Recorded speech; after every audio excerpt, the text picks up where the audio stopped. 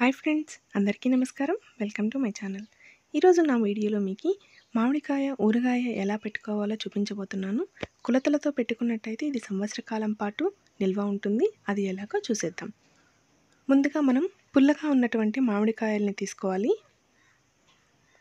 So ఈ విధంగా మామిడికాయలు సిద్ధం చేసుకున్న తర్వాత వాటిని మనం శుభ్రంగా ఒక్కొక్క కాయని ఈ విధంగా చక్కగా కడిగేసుకోవాలి. ఈ విధంగా మామిడికాయలన్నింటినీ బాగా కడుక్కున్న తర్వాత ఒక కాటన్ పొడి బట్ట తీసుకొని దానితో బాగా శుభ్రంగా వీటిని తుడిచేసుకోవాలి. వీటికి కొద్దిగా కూడా తేమ ఉండకూడదు. సో ఈ విధంగా తుడుచుకొని వీటిని ఒక 5 నిమిషాలు ఆరబెట్టుకున్న తర్వాత దీన్ని మనం ఇప్పుడు ముక్కలుగా కట్ చేసుకోవాలి. కాబట్టి దీనికి ఉన్నటువంటి జీడుని తీసేసి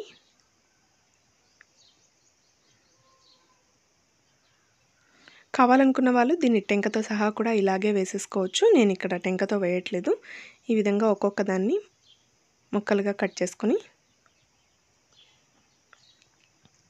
సో మళ్ళీ చిన్న చిన్న ముక్కలుగా చేసుకొని చూడండి, నేను ఈ సైజులో ముక్కలు కట్ చేసుకుంటున్నాను. ఇదైతే చాలా పర్ఫెక్ట్గా ఉంటుంది మనకి ఊరగాయ తయారు చేసుకోవడానికి. సో అందుకని నేను తీసుకున్నటువంటి కాయలన్నింటినీ ఈ విధంగా ఒకే సైజులో అన్నీ చిన్న చిన్న ముక్కలుగా కట్ చేసుకొని ఉంచుకుంటున్నాను. సో చూడండి, ఈ విధంగా చాలు.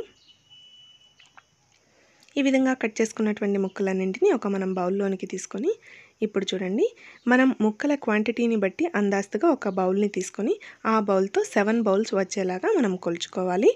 సో 7 బౌల్స్ కంటే కొద్దిగా ఎక్కువ తక్కువ వచ్చినా కూడా పర్వాలేదు. సో ఇక్కడ చూడండి, నేను ఒక బౌల్ని తీసుకున్నాను. ఆ బౌల్తో నేను తల కొట్టినట్టుగా తీసుకొని 7 సార్లు కొలిచి వేసుకుంటాను ముక్కల క్వాంటిటీని బట్టి. సో ఈ విధంగా మనకి ఆ బౌల్తో 7 బౌల్స్ ముక్కలు వచ్చేలాగా ఇంకొక పెద్ద టబ్లోనికి వేసేసుకుంటున్నాను. మీరు ముక్కల క్వాంటిటీని బట్టి మీ యొక్క బౌల్ని మీరే సెలెక్ట్ చేసుకోవచ్చు. సో ఈ విధంగా వేసుకున్న తర్వాత చూడండి, మనం 7 బౌల్స్ ఆఫ్ ముక్కలు తీసుకున్నాం కాబట్టి దానికి కరెక్ట్గా ఒక బౌల్ ఉప్పు సరిపోతుంది. మనం ఉప్పులు ఏ విధంగా తీసుకున్నామో అదే విధంగా ఉప్పు, సో అదేవిధంగా ఒక బౌల్ కారం కూడా సరిపోతుంది. నేను కొద్దిగా తక్కువ తీసుకున్నాను ఇక్కడ కారం. మీకు కావాలనుకుంటే ఇంకా కొద్దిగా ఎక్కువ యాడ్ చేసుకోవచ్చు. బట్ 7 ముక్కలకి ఒక బౌల్ కారం సరిపోతుంది. సో అదేవిధంగా మెంతుల్ని గ్రైండ్ చేసుకుని ఉంచుకున్నాను. ఇది 1/4 బౌల్ మాత్రమే సరిపోతుంది. సో మనం తీసుకున్నటువంటి బౌల్తో 1/4 బౌల్ మెంతిపిండిని వేసుకుంటున్నాను. అదేవిధంగా సేమ్ 1/4 బౌల్తో పసుపుని కూడా వేసుకుంటున్నాను. సో అంటే మనకి 7 బౌల్స్ ఆఫ్ ముక్కలకి 1/2 బౌల్ మెంతిపిండి మరియు పసుపుని వేసుకుంటే సరిపోతుంది. సో ఇక్కడ నేను 2 1/4 బౌల్ వేసుకున్నాను కాబట్టి 2 కలిపి 1/2 బౌల్ వచ్చేస్తాయి. ఇవి వేసేసుకున్న తర్వాత దీనిలోనికి కొద్దిగా ఆవపిండి యాడ్ చేసుకుంటున్నాను. సో ఆవపిండి మనకి కొలత ఏమీ లేదు. ఒక 2 నుంచి 3 టేబుల్ స్పూన్లు యాడ్ చేసుకున్నట్టయితే మనకి కొద్దిగా టేస్ట్ వచ్చేస్తుంది.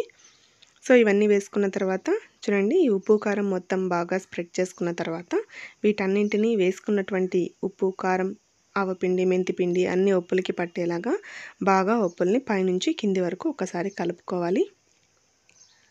సో ఈ విధంగా మనం ముక్కల క్వాంటిటీని బట్టి ఒక బౌల్ సెలెక్ట్ చేసుకొని 7 బౌల్స్ ఆఫ్ ముక్కలకి 1 బౌల్ ఉప్పు, 1 బౌల్ కారం, 1/4 బౌల్ మెంతిపిండి పసుపు తీసుకున్నట్టయితే పర్ఫెక్ట్ కొలతలతో వచ్చేస్తాయి. సో చూసారు కదా, ఇక్కడ బాగా చక్కగా కలిపేసుకున్నాం వీటన్నింటినీ.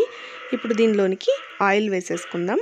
సో ఇక్కడ చూడండి, నేను పల్లి నూనె తీసుకుంటున్నాను, శనక్కాయ నూనె. దీన్ని బాగా వేడి చేసిన తర్వాత చల్లార్చుకున్న తర్వాత మాత్రమే వేయాలి.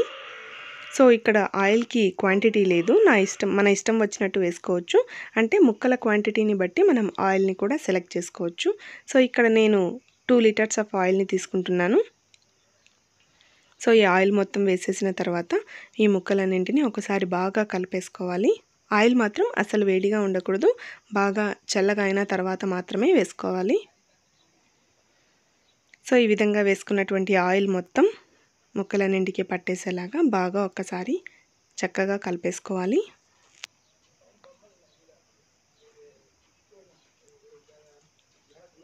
సో చూడండి, ఈ విధంగా మొత్తం అన్నిటికీ పట్టేసిన తర్వాత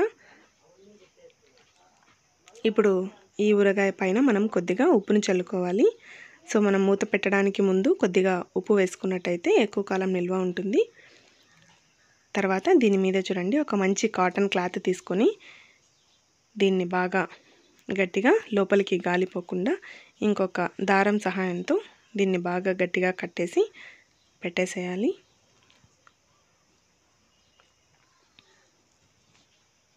ఈ విధంగా కట్టేసిన తర్వాత దీనికి మనం ఊరగాయ పెట్టుకున్నటువంటి బౌల్కి కొద్దిగా పసుపు కుంకుమ పెట్టేసి 3 రోజుల పాటు దీన్ని మనం ముట్టుకోకుండా ఒక గదిలో పెట్టేసేయాలి. సో దీన్ని 3 రోజుల తర్వాత మాత్రమే ఓపెన్ చేయాలి. సో నేను మీకు 3వ రోజు ఓపెన్ చేసి చూపిస్తున్నాను ఇప్పుడు. సో చూడండి, ఇది నేను 3వ రోజు ఓపెన్ చేస్తున్నటువంటి ఊరగాయ. సో చూసారు కదా, చక్కగా ఆయిల్ మొత్తం పైకి వచ్చేసింది. సో ఈ విధంగా తయారైనటువంటి ఈ ఊరగాయని ఇప్పుడు మనం ఒక మంచి గరిటె సహాయంతో కలిపేసుకుందాం. గరిటెకి కూడా తేమ లేకుండా చూసుకోవాలి.